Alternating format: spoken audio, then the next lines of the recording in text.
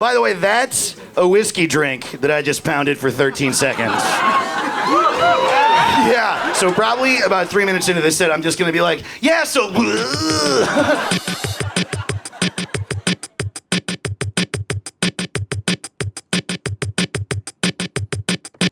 It's time for Brew Haha, the drinking game comedy show. Drink when the light flashes. Brew Haha, the drinking game comedy show. Let's get drunk off our asses. We're gonna LOL at Brew Haha. We're gonna LOL tonight. Yes! Ladies and gentlemen, welcome to Brew Haha, the comedy show drinking game. How y'all feeling tonight? Hey, Brad here. If this looks a lot like episode 1, it's because it was filmed on the same night as that episode. So, this is episode 2. Welcome.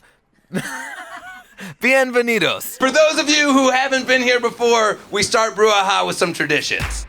The first tradition is I tell stories from previous parties. We have the lovely porta potties for you guys to use up there. This show wasn't always this large, and so we remember the day when we needed to start having porta potties at our show. We've had some drugs done in the porta potty. That's always a fun one. This is one of my favorite all-time Brew Haha stories. Because if you're trying to do drugs at a party and you're not sure if you can do drugs, that's totally fine. Just don't do what these guys did. Because we walked by the porta potty, and it was me and Marissa, and we heard this dude inside the porta potty go, "This cocaine is awesome." And the other dude he was with said, "I'm gonna live forever," which is the most cocaine thing you could ever say. But then the first guy said, "This is as good as it gets," which is amazing because they were in a porta potty in our driveway. I'm more covered in sweat than I'd like to be. Ladies and gentlemen of Brew Haha, let me explain to you how this drinking game works.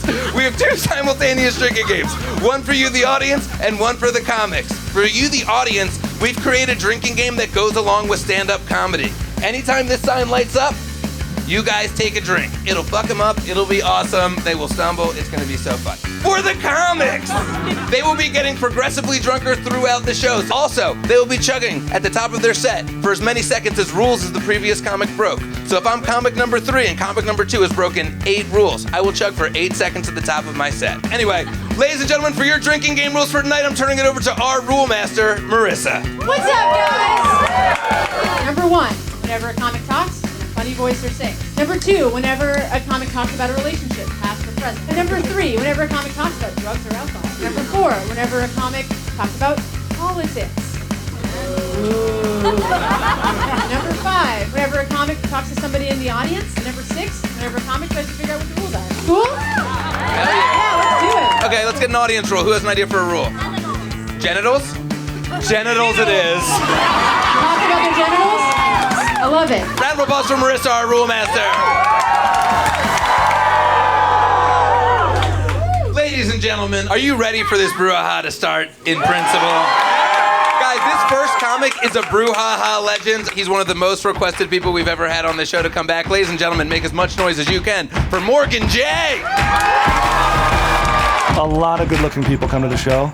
In fact, sometimes I'm kind of like trying to have sex with the whole audience. If you come to Brew Haha with a date, I can assure you, you are going to get laid.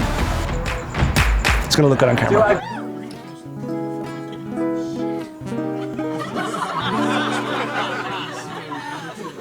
Oh, shit is right, girl. 'Cause it's about to get sexy in here.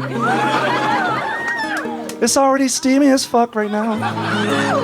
So what's up, guys? My name is MorganJ.com. It's so fun to be here with you tonight. Let's see what we got in the crowd tonight. You too, you girl, chewing the inside of your mouth right now. Are one of these men your lovers? Are you dating any of them? Either of them? None of the ones next to you? Not behind you, next to you? That'd be weird if you came with a date and you were like, sit behind me.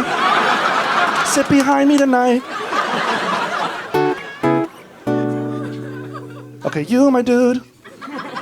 What's your girl over there? Gonna be create some Blasian babies.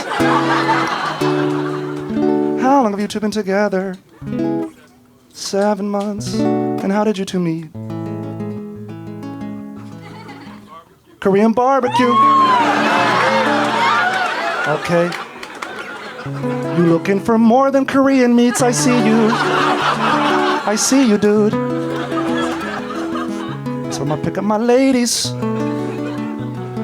Did you approach her? Did she approach you? Both? Doesn't work. I don't know how that... We approached one another. I just picture them slowly walking towards one another. Eye contact. All right, let's do a song and then we'll start the show. How does that sound, guys?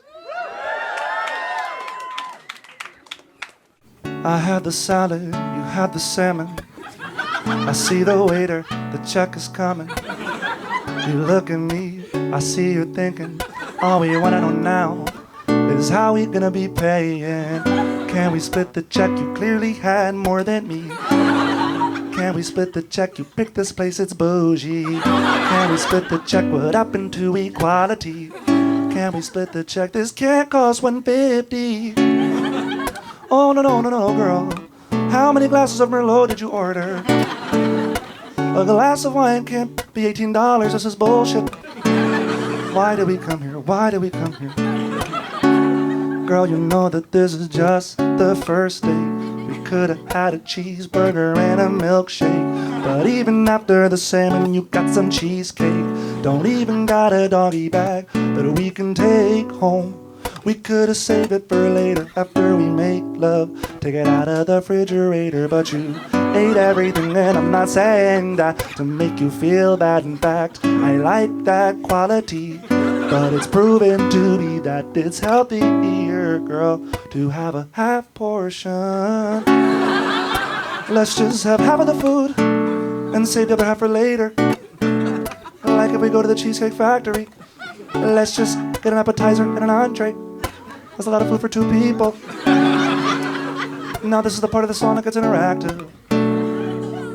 You, girl, with your hoop earrings looking so attractive over there, girl. Can I spit it to you for a second? Now there's no right or wrong answer to this. I just want you to be honest with me. Do you split the check on the first date? Okay, he answered for you. Oh, snap. Oh, snap. Oh, snap. He really remembered that. But you know what, girl? You do look a little expensive. But I'm not even judging you. I'm just letting you know like it's okay. Whatever, it's cool. Now, fellas,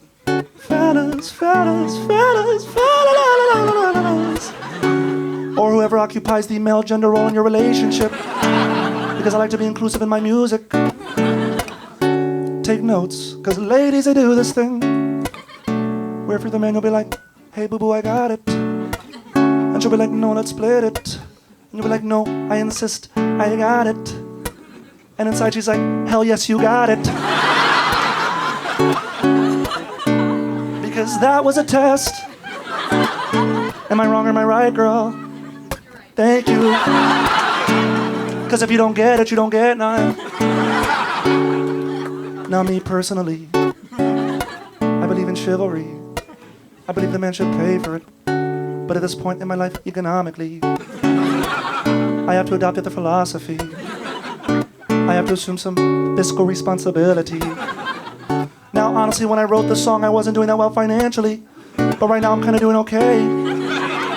I got that second round money. And by that, I mean, like, I would go out with friends and they'd be like, hey, bro, I got the first round. I'd be like, you got the only round. I'm sorry to tell you. You got the only round. You got the only round. You got the only round. Now this is normally where I end the song, but I like to do something special with the song. I'm going to fade the song out like you would do on your iPhone. Like on an album you hear. You ain't never seen this shit done live before. Here we go. Can we split the check? You clearly had more than me. Can we split the check? You picked this place, it's bougie. Can we split the check? What happened to equality? Can we split the check? This can't cost me nothing. Can we split the check? Not yet, shut up! Not yet! No, not yet! No. Can we split the check?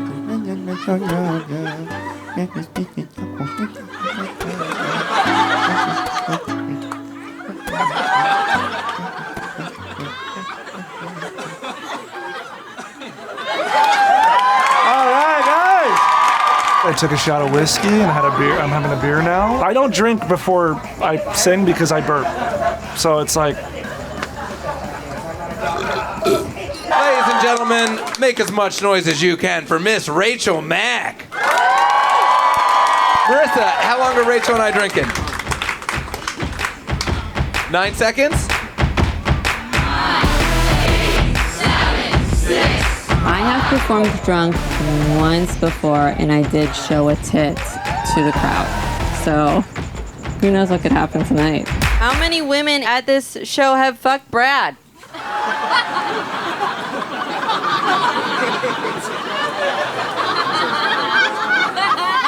Oh man, so happy to be here. I am Rachel Mack. I lost my virginity when I was 25. And after it happened, I was like, could have waited longer. It was fine. Not mind-blowing. And I still made mistakes as a 25-year-old grown woman. I had a man over to my apartment once, and I said, "Would you like a drink?" And he said, "Negatron."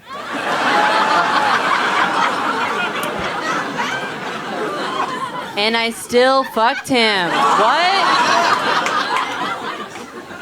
After he came, he said, "If you ever got prego, would you get an aborty?" And I was like, I'm gonna get one tonight, just in case. I am a middle school English teacher. You're welcome.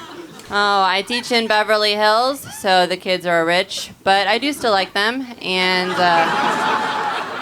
I had this 8th grader last year. Let's call him Cooper Deers, because that's his name. And Cooper plagiarized his Morality in To Kill a Mockingbird essay. Yeah. So I had to call up his mom, and I was like, "Hey, Mrs. Deers, Cooper plagiarized. I have to give him an F on this assignment." And she was like, "Oh, no, no, no. Cooper doesn't understand what plagiarism is. You can't punish him for that." And I was like, "Mrs. Deers, whether or not Cooper understands what plagiarism is, he plagiarized, it's cheating, and if you want him to succeed at this school, you're going to have to give me $2,000. And I paid off some loans. So we had some drama in 8th grade. Right before school started, I got an email from Chloe's mom. And it was like, "Hey, Miss M, just FYI, Chloe had her bat mitzvah this weekend, and all of your students attended, and all of your male students went into the bathroom together, jacked themselves off, and then came everywhere."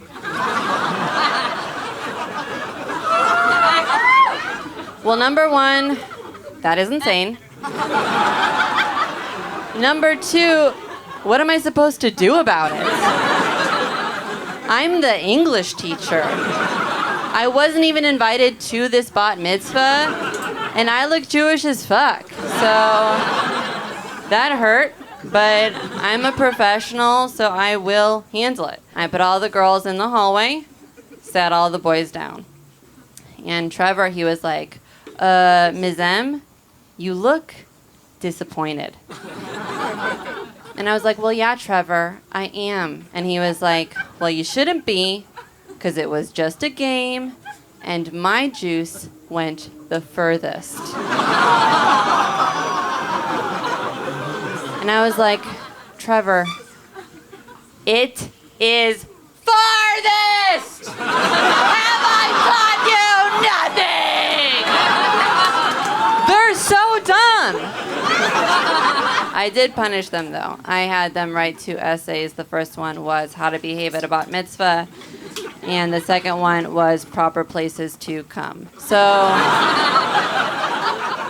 I lost my virginity late. I was 25, but it actually wasn't. That is weird that you would applaud or woo, but I will take it. So I didn't lose my virginity until 25, but it wasn't until 27 that I lost my hand job virginity.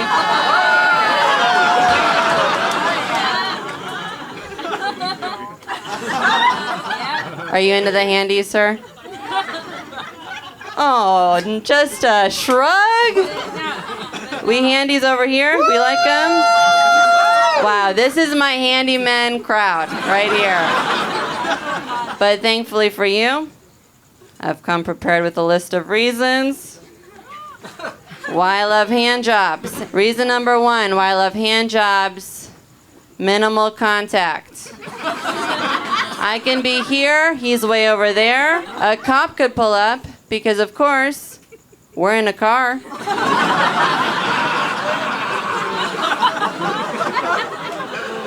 His penis is exposed, meanwhile I am fully clothed. Innocent as a kitten. Second reason why I love hand jobs. Oh yeah, no cum in your mouth. Self-explanatory, but worth mentioning. I see some nods. Third reason, sends the right message. A dick in your mouth, he might think that you love him. A hand job is like, we're friends, you know? Final reason, sir? You know, this one's a bit controversial. Because some people are like, oh, he never comes, it takes forever. Me, I welcome the wait. I just imagine myself flexing. It's a good workout. You guys think Michelle Obama got those arms by doing push-ups? No, no, no. Drink to that. I do have a question before I leave. You can keep this, sir, for your,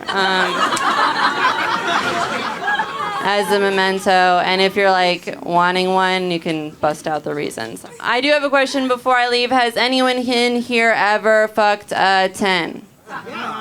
You have? I don't believe you, sir. No offense. It's just, it's a stretch. Do we even have any 10s in here tonight? You know, and that's fine. 10s don't often come to comedy shows. They don't need laughter. But a few years ago, I was single, and I was at a wedding, and one of the groomsmen was a 10.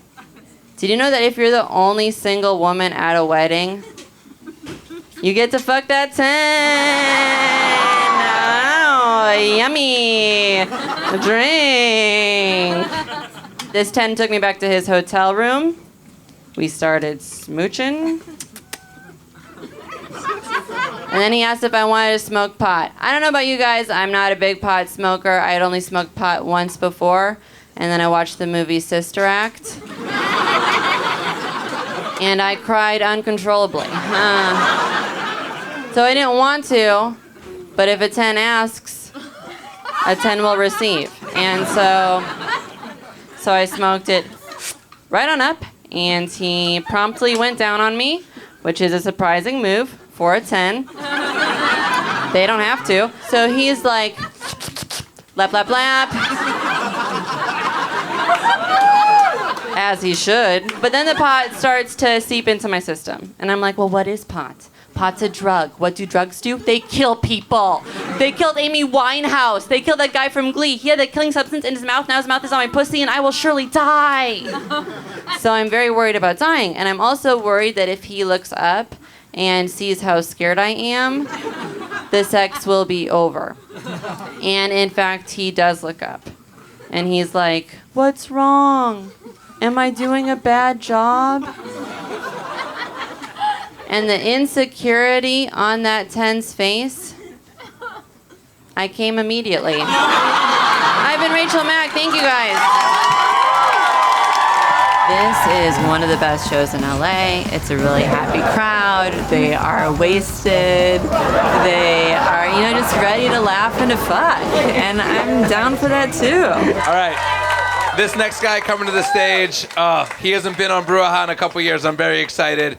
He's a great friend of mine, a great friend of the show. Make some noise for Mr. Jonathan Rowell. Marissa, how long are we drinking? 9 seconds. 9 seconds, guys. Count us down from 9. He's excited. 9, 8, 7, 6, I'm not nervous about going on stage because I'm drunk, but I'm not too drunk. I'm like the perfect level of drunk, and I'm also kind of horny. I love this tree. This tree is so, it's great. I love it. The tree is amazing. It's very mystical. I don't know if you guys knew that, but it is. It's very like into the woods. It's gonna sing to you. It's your mother who died. I love it. You guys, I got it out of the way. I'm gay. I have to tell you that because I did a show the other day, did not mention once that I was gay, and I said faggot 17 times.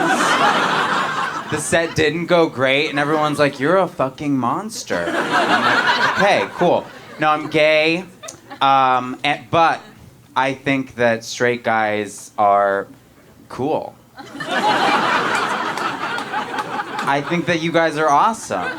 I think that you guys are cool in LA and New York and San Francisco-y, Austin-y. Like, I feel like you guys are cool in those areas. You're so nice here. I do have to say, straight guys are so nice in LA. Like, you really are.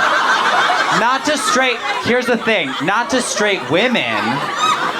No, absolutely not. To gay men.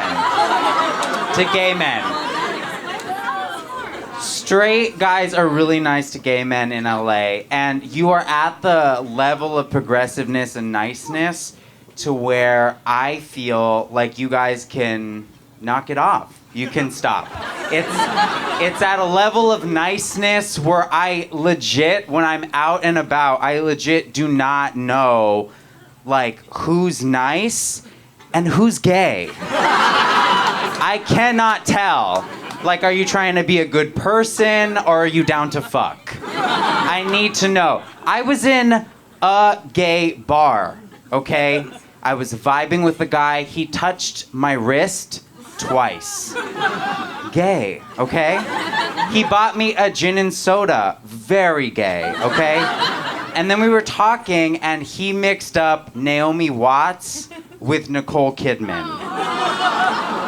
And there was like a record scratch, and I was like, hold on. Are you fucking straight? And he was like, oh yeah, is that okay? Like, absolutely not. It is not okay. I kind of miss the old days. Where you straight guys used to be like mean and hot, you know? Now you guys are all like nice and chubby, you know? Whatever. I've noticed that straight guys, especially in gay clubs, at Pride on the dance floor, they don't know how to act, and it's fine. And you can tell a straight guy on the dance floor at Pride by what I like to call the straight wave. They do this thing where if like you're dancing and you're vibing, and then you see a guy that you like, and you catch eye contact with him, and if he's straight, and he doesn't know what to do, and you're just kind of like really intense, like rocking back and forth, and you're just like, what's happening, you know? He'll do this thing, which is this. He'll go...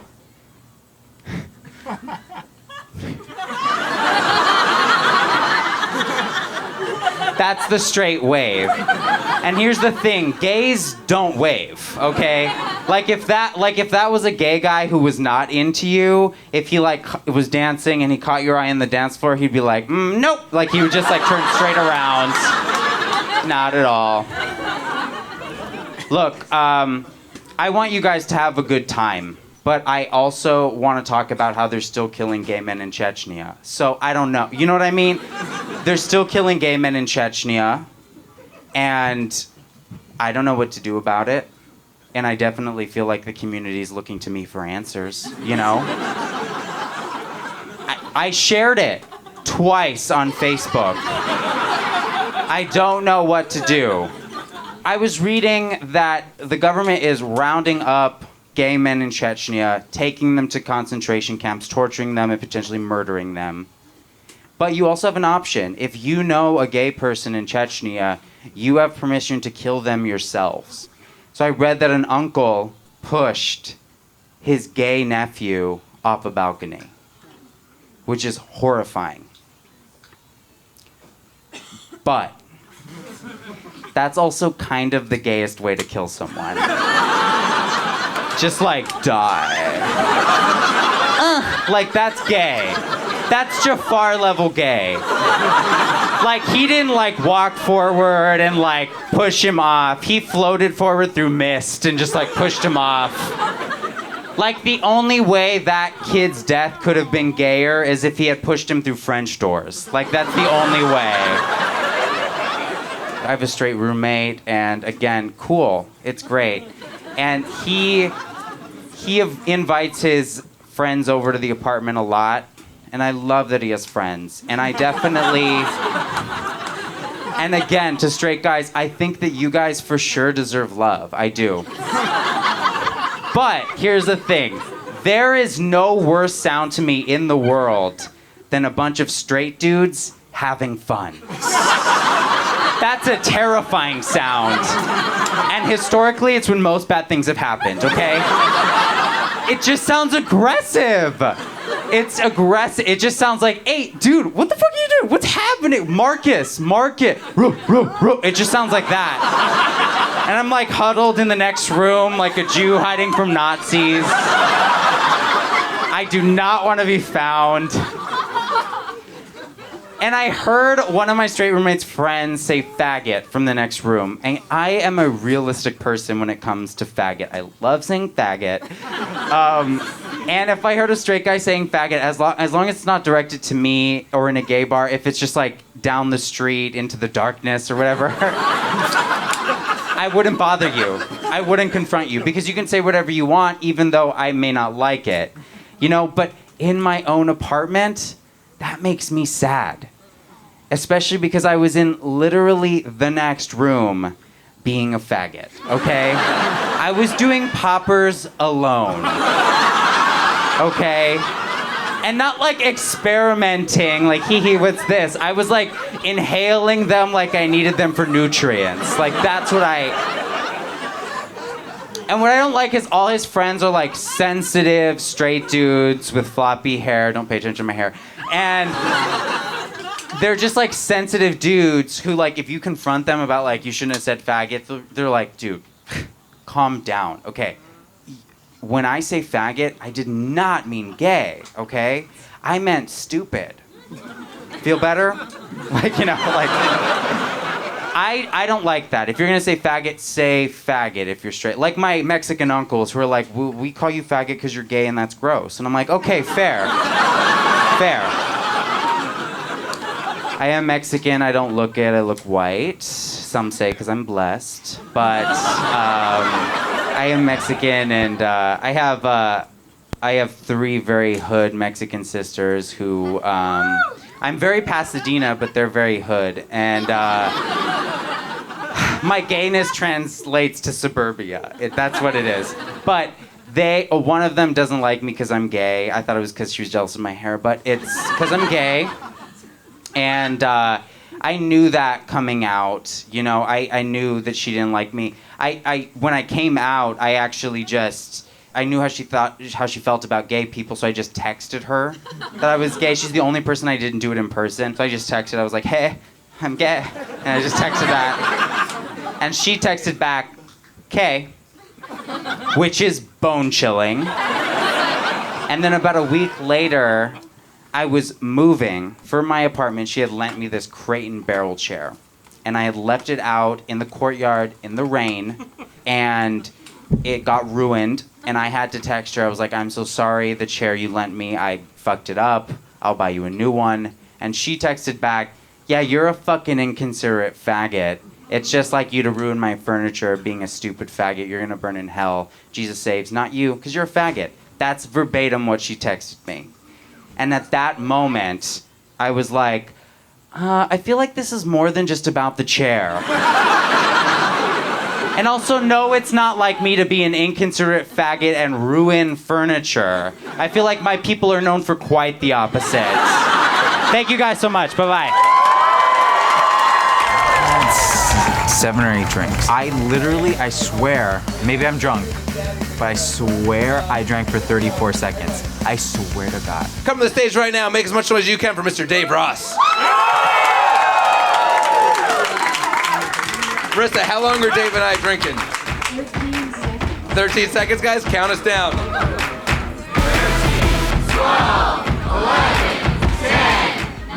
Before I'm drunk, I'm like, ooh, what is this feeling? Yeah, I'm gonna get to be drunk tonight. I live a simple life. This is the silliest, dumbest show you'll ever do. Everyone, by the way, that's a whiskey drink that I just pounded for 13 seconds. Yeah. And y'all make strong drinks here in this backyard. I don't know how often you all make it down to Orange County, California. Yeah, wow, you're gonna fucking hate this joke. You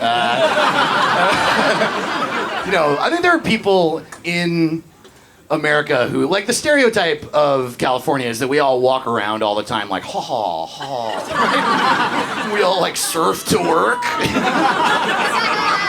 That stereotype is real in Orange County. Just imagine if a human being could be a flip-flop. That's everyone in Orange County, California. They all just walk around all the time like, yeah, dude, I like Incubus, still. Unreal. Unreal. So I was there, and I met like an OC dude, you know, like a surfer dude. And I didn't even know those people were real. Came up to me, I did a show, he walked up to me after the show, but I saw him coming from a mile away. He was walking straight for me, arms up, fucking bouncing, you know? Just like so visibly positive, fucking positive. Got it. Just fucking walking up to me. And he gets up to me, and the first thing he says is this: "Sup, dude? Fuck yeah." That was his opening line. "Sup, dude? Fuck yeah." He said hello, and then he celebrated that hello immediately after it. Could you imagine being that positive in your life? I want that so bad. I'm sure that guy's inner monologue is just all day. Yes, yes, yes, yes, yes, yes, yes. Fuck yes, fuck yes, fuck yes. Dan, Dan, Dan, Dan. Who's Dan? I'm Dan. He really was so angular, too. That's not an exaggeration. In every single way. Even how he talked. Fuck yeah, dude. I'm just drawing a square with my words. He was just what you would picture, too. Super tall white dude, long, beautiful, blonde hair. His body was a surfboard, his head was a pineapple. He had a girl with him, she had a catchphrase. It went like this. Hi.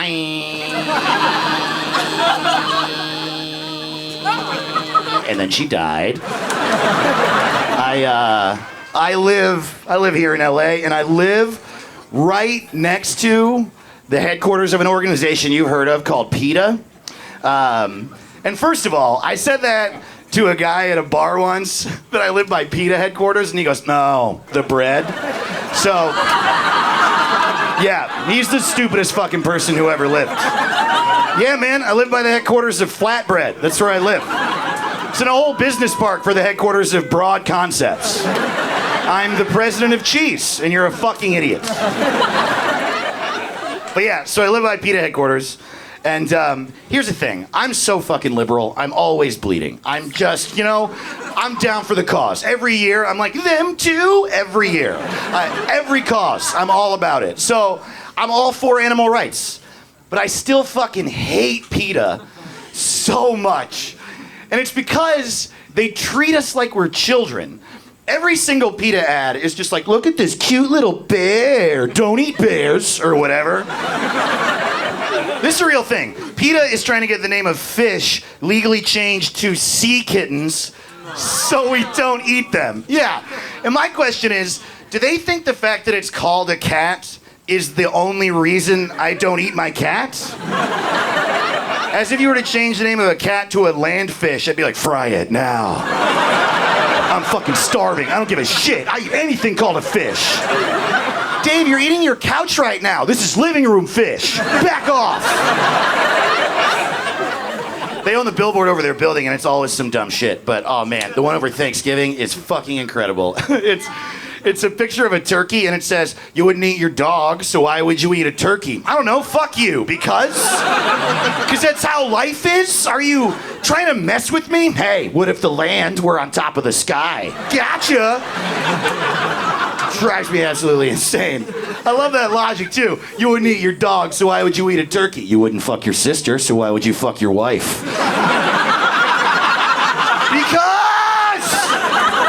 Because that's who I fuck. I don't know. I don't fuck my relatives.